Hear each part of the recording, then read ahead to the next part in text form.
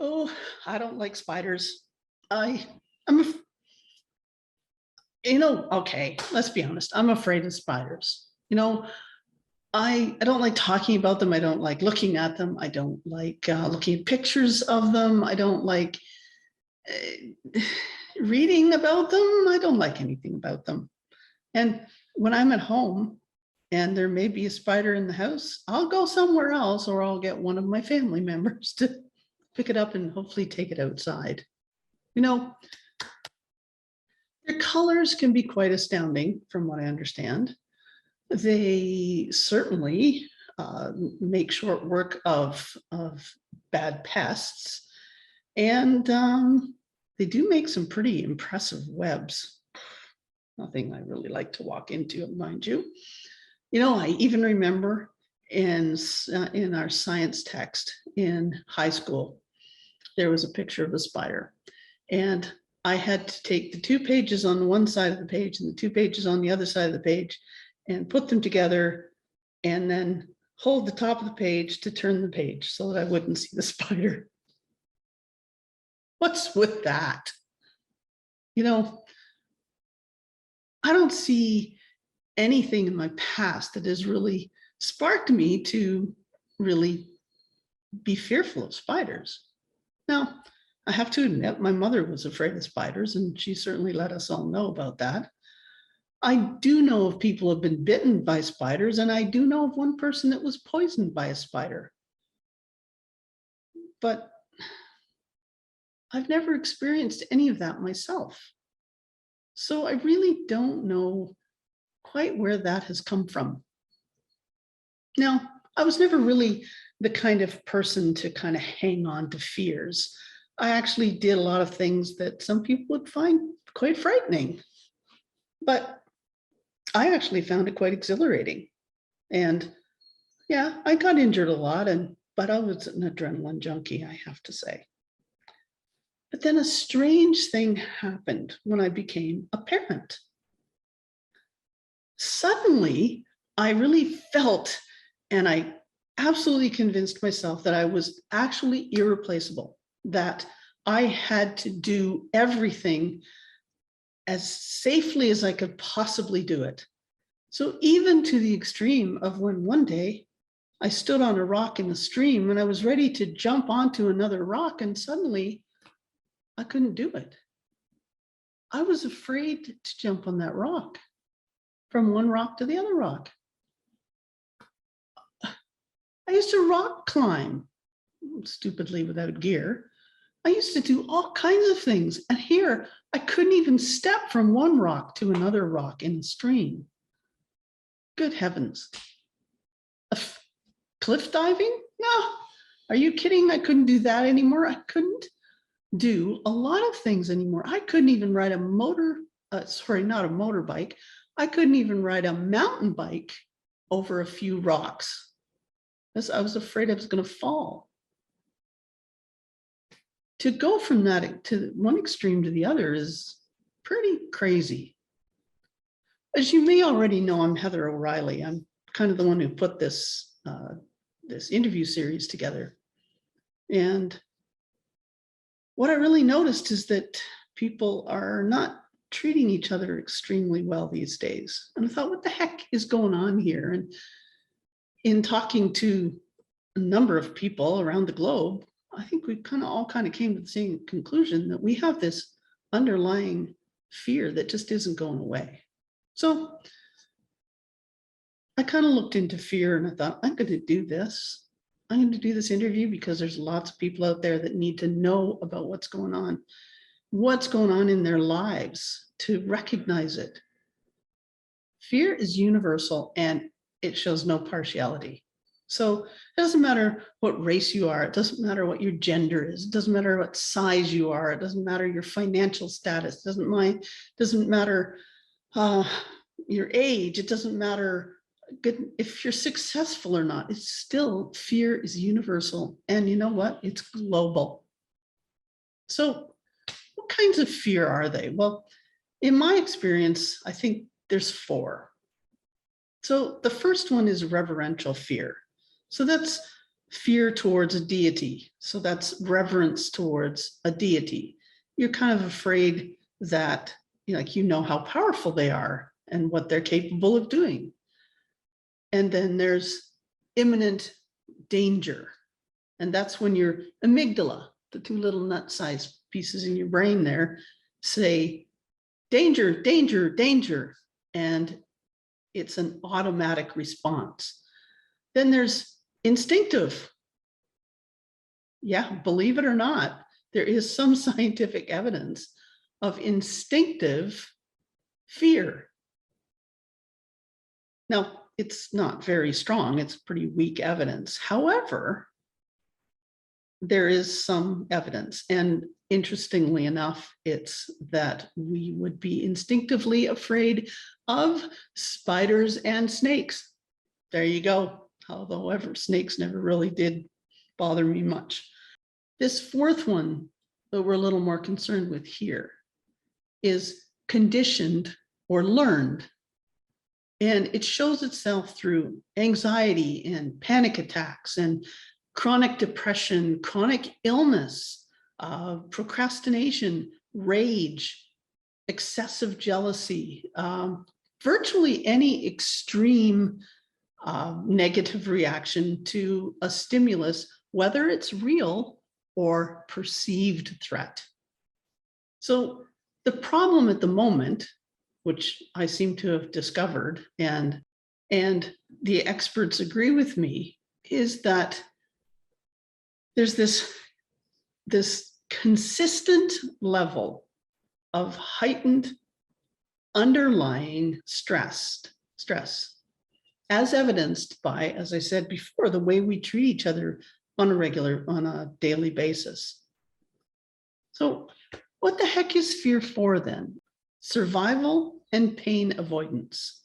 So fear is an emotional and physical response to negative stimuli. Fight, flight, or freeze, I'm sure you've heard of that, is the typical response, and it's in preparation to respond in the most appropriate and immediate way to imminent danger without needing to think it through. Conditioned fear, however, is a learned response. It still has the same emotional and physical response to a specific stimuli, whether there's real danger or not. So how then do we cope with fear? Well, there's several ways. On a physical level, such as contact with another person, like a hug, or how a child will run behind a mother or father's legs and hide there. We can medicate it. So that's alcohol, that's drugs, that's excessive sex, that's binging on food and gaming and watching movies like Netflix. We can suppress it, or we can ignore it, or we can let it run its course and go with it. A great deal of mental instability, keeping this up over an extended period of time, wars, or in the past couple of years, this pandemic, results in a perpetual heightened vigilance or stress or fear that doesn't have a chance to reduce back to that stable, healthy, and calm level. Just as the Bible says, a root of all evil is the love of money. When we suppress, ignore, medicate any emotion, especially fear, it simmers away in the background, back of our minds. It just sits there, kind of waiting, and it affects every aspect of our life. And I'm talking, relationships, the ability to move onto bigger and better things. We have been taught to suppress and ignore our emotions by our society, by our parents, by our peers.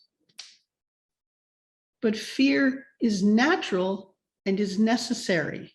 Without fear, life can be very boring. It can be very exciting to have that adrenaline rush that you get from fear. But when we hang on to fear for a period of time, or we continually respond in the same way to a stimulus, a negative stimulus, that we literally practice that fear response. And as I say, if we don't let it take its course, then we just sit with it. We can choose the fear that we hang on to, which means that we can choose to let go of them too. It's not easy by any means, and it's not quick that I'm aware of, but ultimately we do the choosing. So what then do we do with this lingering fear? How do we get it to where it needs to be, to that level that it needs to be at? Well, first thing first is you have to recognize it for what it is. As I said before, it manifests itself in so many different ways, like rage, excessive jealousy, binging on different things. It basically anything that is excessive is based in fear. So we need to recognize it and call it what it is. We need to then acknowledge it. Say, yeah, this is really happening. It's one thing to say, hey, yeah, this is fear. It's another thing to actually acknowledge it and say, yes, this is fear and I'm actually experiencing it. But we also have to not judge it. We have to say, yeah, I'm experiencing this, but it's normal and it's natural. It's trying to protect me. So that's reframing. So normally we talk ourselves through these things. So we need to talk to ourselves as well as talk to others, non-judgmental people. It's got to be somebody who's non-judgmental. You speak to other people about it. Bounce your ideas off them. Remember, this is a lingering fear, not an immediate, imminent, I've got to react right now. This is something that is simmering in the background and it's got to be dealt with because it holds you back. It paralyzes some people totally. Some people, and I find this very sad, is they can't even leave their own home just to go out and go grocery shopping because of fear.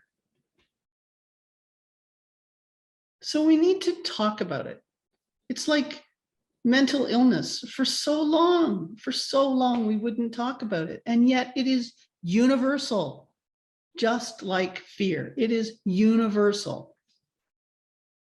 And so we need to talk about it. So you talk about it with your friends, you talk about it with your significant other. We acknowledge it. We call it what it is. We talk about it, even talk about it with ourselves. And the way to talk about it with ourselves is by reframing what we say to ourselves. So fear is here to help me. We have to discover the reality of the threat, because most of these lingering fears are based on something that really isn't even a threat.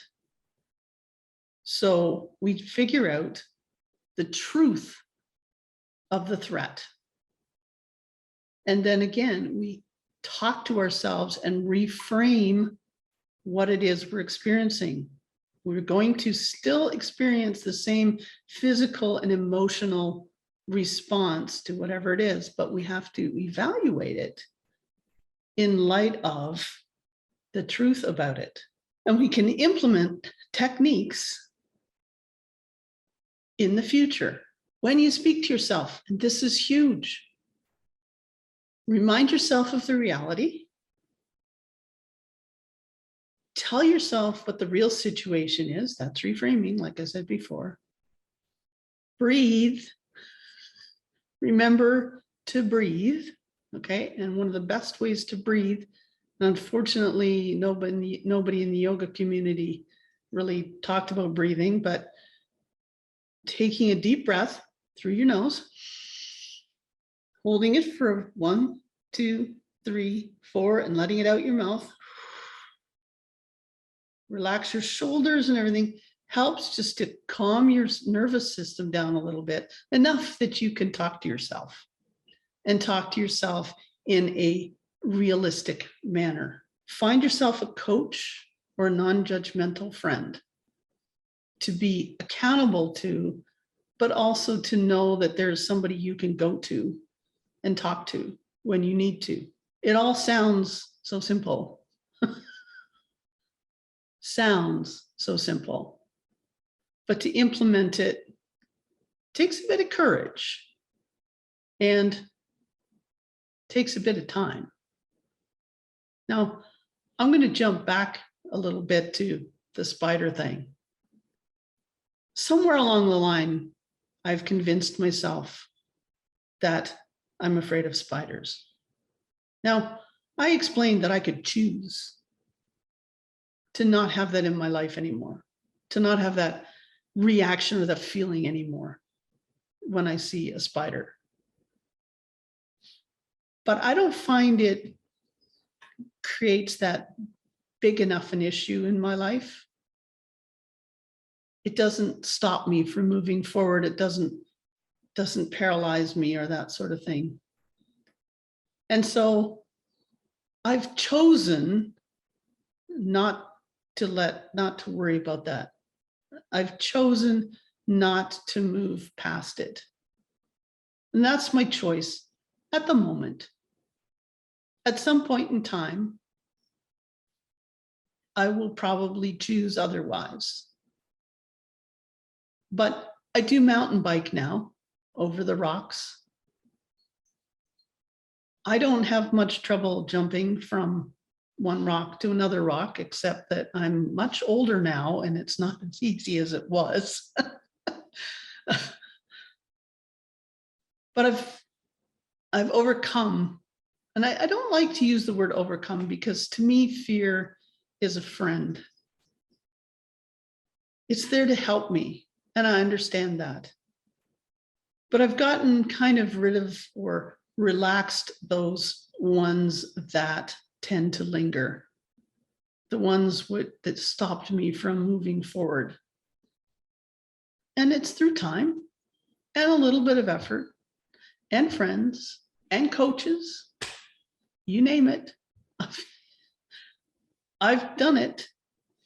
But for now, spiders can stay outside as far as I'm concerned. They don't need to be in my home. Someday that way may change. My message to you is that fear is a friend at the right time and the right place. But fear that has been kept for longer than its intended purpose, conditioned or learned fear, negatively affects every aspect of your life, of our lives. Our relationships, our finances, our spirituality, our play, our work, our ability to move on is all affected because it's sitting in us, taking up space that it doesn't need to take up. Absolutely needs to be evaluated and challenged, and then it's your choice to keep it, or in my case, hang on to it, or to work towards eliminating it. Eliminating it will help you be free.